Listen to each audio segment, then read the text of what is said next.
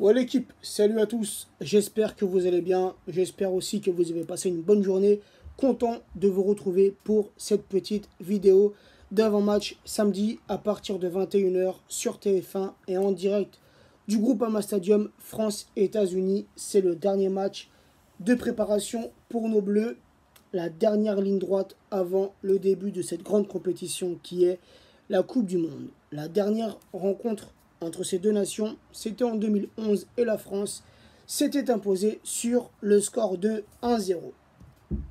Les États-Unis, sur leurs 5 derniers matchs amicaux, c'est 2 victoires, 2 matchs nuls, une défaite. Mais si on prend un bilan un peu plus global, les Américains, sur leurs 20 derniers matchs, toutes compétitions confondues, c'est 10 victoires, 7 matchs nuls, 3 défaites. Méfiance pour samedi soir, attention à cette équipe des États-Unis. Les Américains, pour eux, samedi soir, ça sera un match sans enjeu, un simple match amical. Eux, qui n'iront pas à la Coupe du Monde. Mais pour nos Français, les gars, c'est plus qu'un simple match amical. C'est le dernier match de préparation. Et il faut absolument, de la part de nos Français, rendre une copie parfaite. Dans le sens où, contre l'Irlande, on est sorti victorieux. Contre les Italiens, on est sorti victorieux. Donc les gars, pour le 3e et dernier match de préparation, il faut absolument sortir victorieux de ce match. Et c'est pour cela que je pronostique une victoire française sur le score de 3-0. Concernant la compo française samedi soir, je pense que Dédé va aligner une équipe type, l'équipe qu'on devrait retrouver pour le premier match de Coupe du Monde face à l'Australie.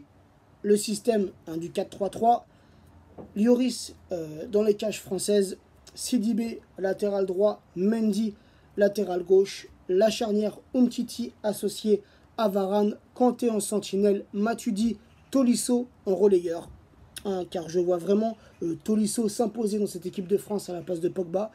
L'attaque française, j'espère vraiment retrouver la même attaque que contre l'Italie, à savoir Griezmann en neuf, Dembélé ailier gauche et Mbappé ailier droit, une attaque qui avait fait fureur contre les Italiens.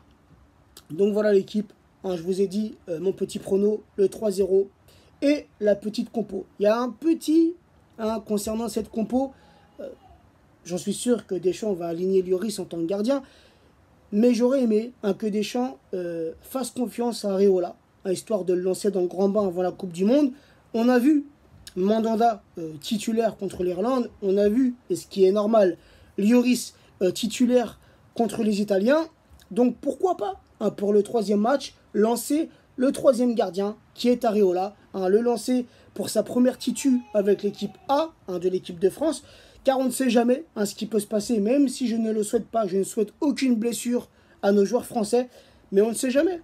Dans cette Coupe du Monde, tout est possible. Lloris qui peut se blesser lors d'un match officiel, Mandanda qui peut se blesser lors d'un entraînement, ou vice-versa. Donc, voilà, il faut absolument que Areola ait du temps de jeu avant le début de cette Coupe du Monde.